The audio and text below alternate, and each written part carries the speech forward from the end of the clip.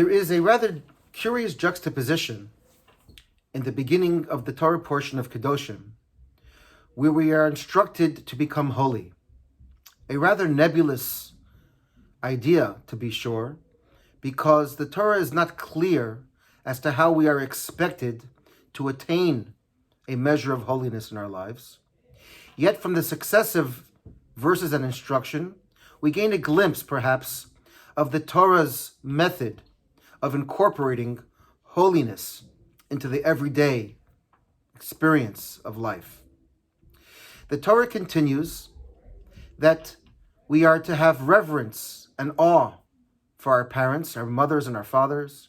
We are to guard the sacredness of the Shabbat. And the third thing in this trifecta is the prohibition of idolatry, not to turn to idols, and not to make graven and cast metal images to worship. What is interesting is that these three we are already familiar with as they form a bedrock of the Ten Commandments. Where in the Ten Commandments, holiness is not mentioned, it's not instructed that we are to become holy.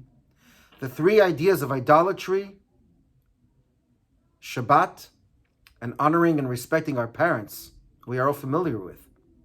What is the Torah repeating them here for? What new instruction are we gleaning from it? And what is the connection between these ideas and becoming a holy individual and indeed a holy people? One of the great and fascinating spiritual commentaries on this idea is that the Torah here is addressing a whole new phenomenon. Here the Torah is not addressing the believer in idolatry or those that have not yet incorporated Shabbat or Kibud Avim in their lives. It actually is the reverse. It is directed specifically at those who think that they understand these instructions and they have gotten it and are observing it properly. My friends, human beings are creatures of habit. Nature dictates that when we do something again and again and again, it becomes rote and it becomes perhaps static. And the Torah is warning us, they write, that even in the worship of God, we can create a subtle form of idolatry where we believe that we've created something that is static in our lives in the nature of a cast metal. An idol is something that is fixed, it's molded, it cannot change.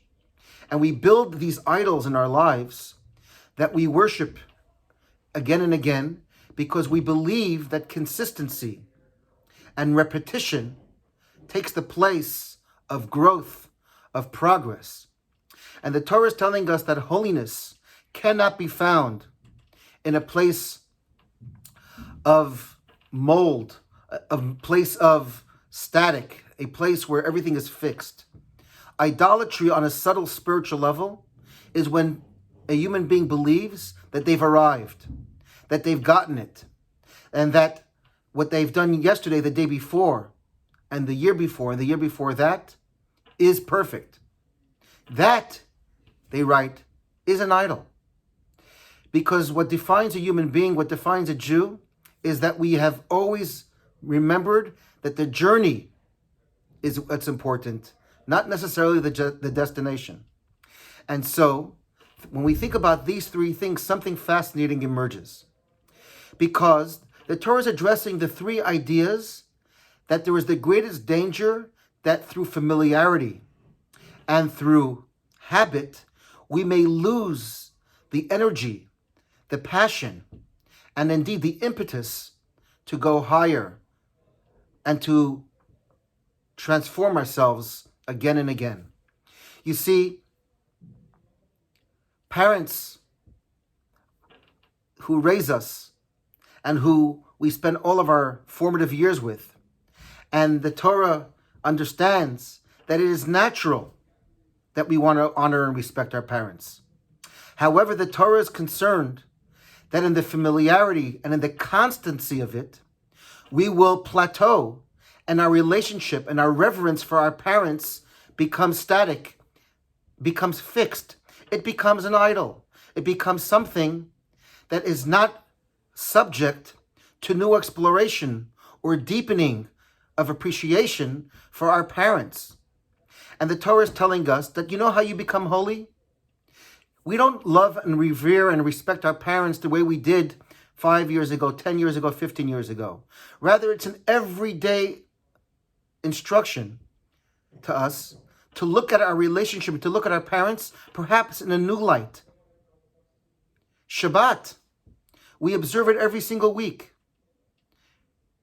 While the observance of Shabbat is spectacular and it is the bedrock of Jewish life, there is a concern. There is a concern when we do something every single week, the same Kiddush, the same Challah, the same friends perhaps, the same guests, that our Shabbats become graven, molded, cast iron images of all the Shabbats previously. How do we create a new dimension, a deepening of Shabbat that we haven't experienced before? And certainly, when we talk about the idea of idolatry, our mystics are telling us that it is addressed specifically to the one who thinks that they are observant.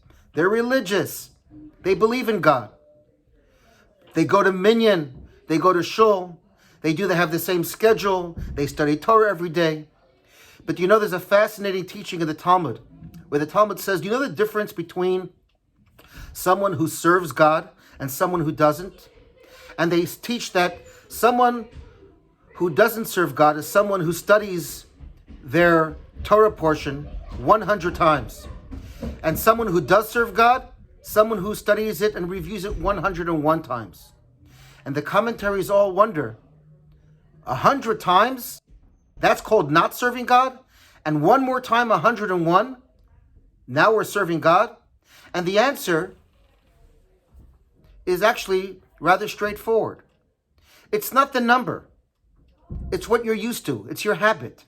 It was the nature, the commentaries point out, that in the times of the Talmud, people would review the teaching of their masters 100 times.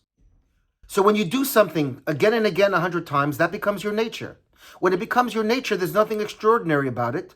It becomes habit. And in a habit, there is very little inspiration.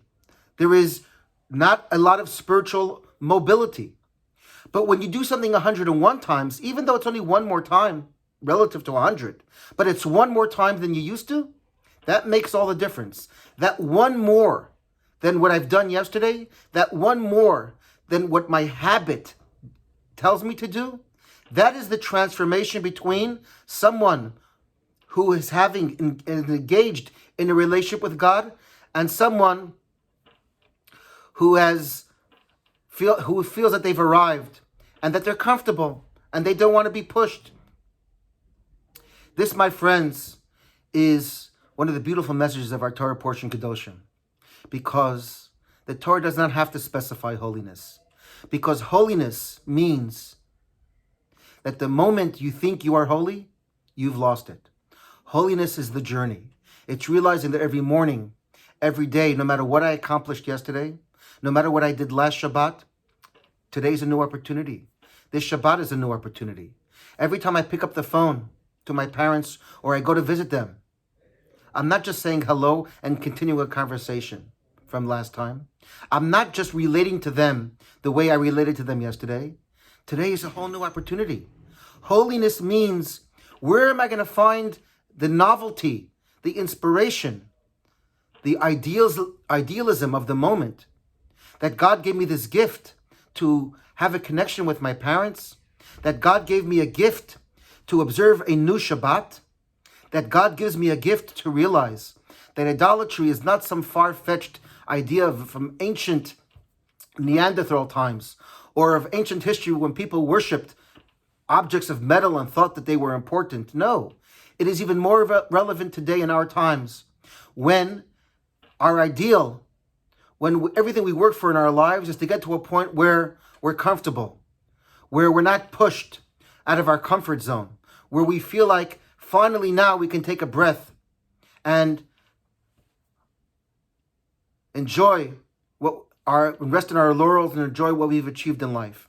It is this that the Torah is admonishing is the greatest danger to Kedoshim. Kedoshim means holiness is that every single day the journey starts anew. And that's why these three ideas, even though they were mentioned in the Ten Commandments, the Torah reiterates them here today to illustrate that because these three ideas are the ones that perhaps we are most inclined to take for granted and to, out of habit, treat it like second nature or by rote, the Torah is warning us that idolatry is the opposite of Kedoshim. Idolatry is when it's fixed and it's not going to change, and I'm going to do the same thing again. I'm going to go the same time to synagogue. I'm going to read the same Torah portion, the same commentaries. I'm going to go do the same studying I'm always used to doing, but not push myself, not challenge myself. This, the Torah tells us in Kedoshim, please, we should look at Shabbat every week in a different way. Every time we interact with our parents, have a deeper appreciation for them. In this way, Kedoshim Tiyu. This is the answer to how we become holy. May God bless us to keep every day, every moment, indeed every second, to find the courage and the passion to keep exploring and to keep growing and to find the holiness in our lives. And indeed, this way, we connect with the eternal holiness.